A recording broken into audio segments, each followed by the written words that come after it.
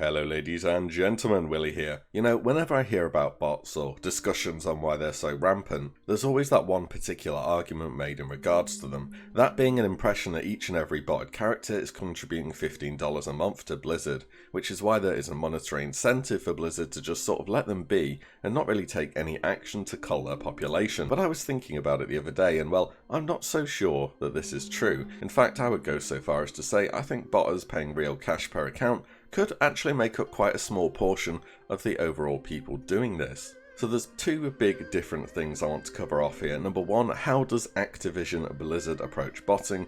I know usually I just say Blizzard. Honestly, I should always be saying Activision Blizzard, but it takes longer to say and I don't feel everyone needs that constant reminder that Blizzard aren't quite what they used to be 16 years ago.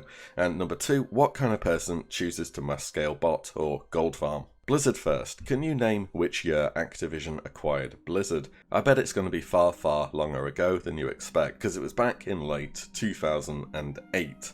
Just around the time when Wrath of the Lich King was launching. One of the key selling points to Activision CEO Bobby Kotick was their non-existence in the MMO market, which World of Warcraft at that point was completely dominating. The second was Blizzard at that point had begun making entry roads into the Chinese market with NetEase. And as we are aware, WoW expansions generally plan around 2 years ahead, so Blizzard would have very much had Wrath of the Lich King done and Cataclysm planned, and then we just so happened to get an Asian-themed expansion at a time when Activision could have certainly had more influence on the direction of the game.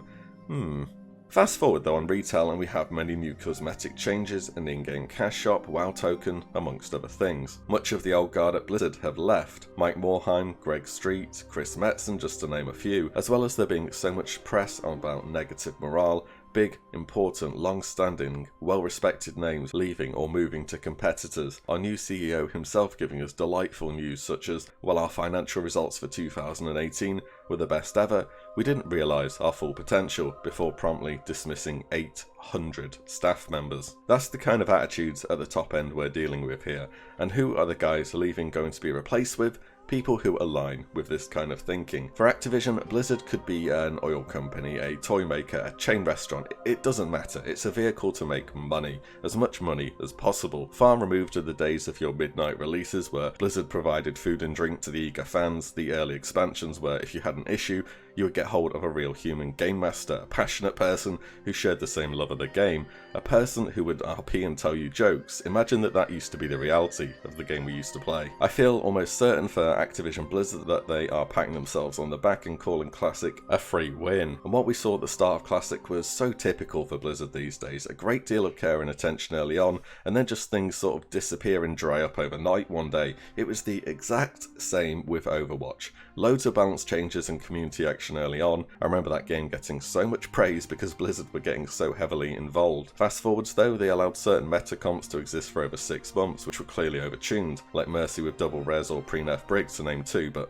I'm not going to get sidetracked into talking about specifics there. And I think Classic had the manpower it needed early on, but a mix of lack of dedicated resources and possible apathy are leading us down a rather dark road. So all that was pretty heavy stuff, and you may be saying, Willie, what are you talking about? How is any of this relevant in any way? Well, I wanted to lay out how I feel about the state Blizzard have driven themselves into, because I think it has some bearing on their current approach to many of the botting issues we are experiencing today. The lack of action falls into 3 categories itself. First of all, they absolutely have adequate funds to combat bots. It's $15 a month for all players, should you choose to pay that way, on top of there being a price for the base game, which up until fairly recently didn't include all other expansions, by the way. I can't name another company off the top of my head that gets away with a double paywall in order to play these days. And I don't think any other game ever really will. It just doesn't fit into the modern metrics of accessibility over anything else. Yet Blizzard are still pulling it off after nearly 16 years as well. Oh, and that's with an in-game cash shop too, and all their other merch and all their other games. Anyways, this is a company that crowdfunded an esports event and said it would match what the players raised. When the players were so generous that they surpassed the original prize pool,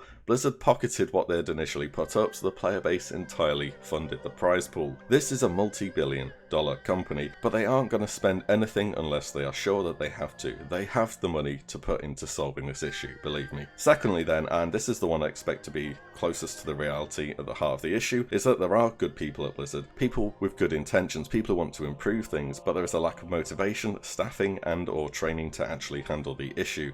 This could root from a number of items in itself: fear of repercussions from management, incompetent management, or inadequate resources with which to moderate or mete out bans with. Thirdly, they literally don't care, like at all. If I was Activision Blizzard, I would love the no changes crowd, because you know what they want? Nothing. And nothing is pretty easy to deliver. But even looking at this from a pessimistic point of view, botting is still clearly an issue. How has botting got so bad though? So much of it is plain and blatant. To be completely honest, for the vast majority of players, they will not care about something until it affects them directly. How many people actually leave the game because of bots? Very few. How many people actually question why certain items are so cheap on the auction house? Not that many. How many people care about having to wait in a queue to play though? Everybody that's affected. Apart from the fact you still kind of don't really know that it's bots. People will say, well, it's peak time, or because of people having to stay indoors these days. When so many accounts are logged in all day, every day, that are boosting your queue time significantly, on top of when the actual players come along at peak time. In fact, I feel like I've seen this all take place before on a different game, RuneScape. Now, I know many of you guys won't have had first-hand experience with the game, and for what I'll talk about, that's fine. You don't need to know anything about it, because I'd like to tell you what they do to handle bots, nothing about the game itself. Funnily enough, Reddit becoming the customer support on World of Warcraft now, as well as people getting auto-flagged for trading large volumes of gold and being banned for it, which in itself is a joke, but I want to save that for another topic in another video. On old school RuneScape, highly upvoted Reddit posts are pretty much the best way to get an actual person to look into your issues amazingly. Old school RuneScape has always been at odds with bots because it has free-to-play content, as well as an item that does the same as a WoW token called a bond, meaning you can easily get membership version with in-game gold. There is more focus on stopping basic bots early based upon their screen, mouse movement and in-game actions. The developers, you're going to love this, wait till you hear this, the developers actually go on stream, run around verifying bots, look in their bank, mess about with them and then ban them live. They put on a show that says, hey, we see this as a problem, we're making efforts to combat this. They also do frequent dev updates where they take questions on Twitter live on stream. What do we have in World of Warcraft? Only person I can name off the top of my head is Kyvax, who is the community manager for Classic. We don't have any rapport with Blizzard directly. I mean, Lotus changes came in fairly recently, so clearly there is some degree of listening, but something more would be nice. Even if it's just more fun-oriented stuff, not every single thing needs to be a serious discussion, of course. It's just the cultural approach Blizzard has to Classic is very distant, and I can only assume that they assume it's not really worth any additional resources to try and create this additional content. So that was my nice brief talk about Blizzard and what I think their approach to bots and Classic is. Now for the botters themselves. What kind of person runs a mass scale botting operation? I'm not talking about your average Joe who has an honor farm bot or just uses it for personal gain. I'm talking about the guys who are ploughing literally dozens of accounts through big servers as soon as they unlock, or could be found doing a /who on dungeons all day, every day. Simply put, for people who bot or trade gold for real life money, many of them at least, it's far more lucrative of an option than seeking full-time employment or gaining an education in their native country. Honestly, it's quite a sad state of affairs that this is the case, but whether it's due to massive unemployment, hyperinflation, or just the strong value of the dollar compared to their native currency, these are the people who will not only bot, but play the game as if it were a job. And the price of WoW fee is generally around $15 worldwide, even when translated into other currencies. Even in countries where your average monthly salary may be a few $100s, so you put these two facts together and you have a system where an in-game option to pay for a sub with gold becomes very attractive. Now, I'm not saying this is anything new. Bots have existed in WoW since the dawn of time, so clearly this isn't too high of an obstacle for a dedicated person.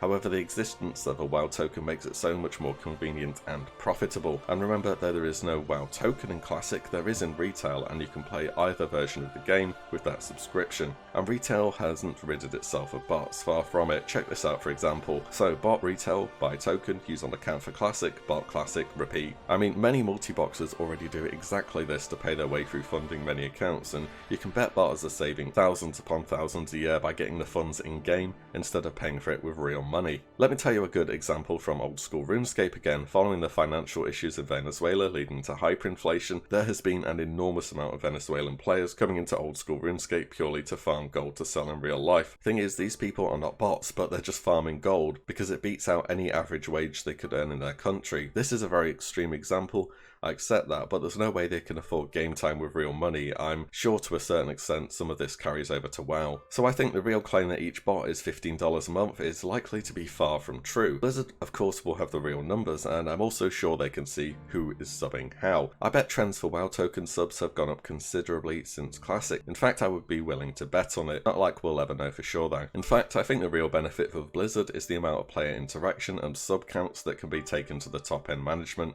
on reports. Being able to say we have X amount of hours played, this has gone up by this much, we have this many subscriptions coming in, is the kind of stuff that will keep the guys who want this game to make as much money as possible happy. I'm not wholly convinced that it's just bots being kept about because Blizzard make money. I think the culture in Blizzard has shifted over time to accommodate more of Activision's driving motives for success, that being money.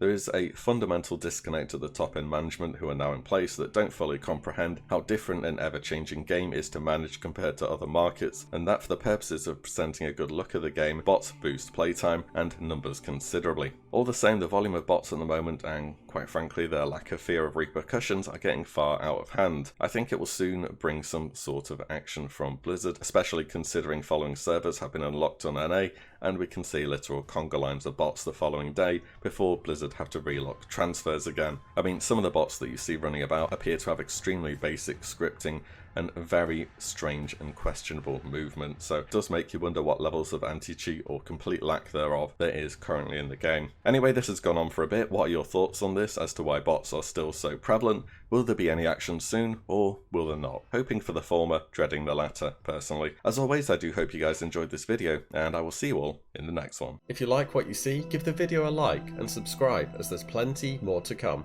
As always, thank you all so much for watching. Take care. Bye.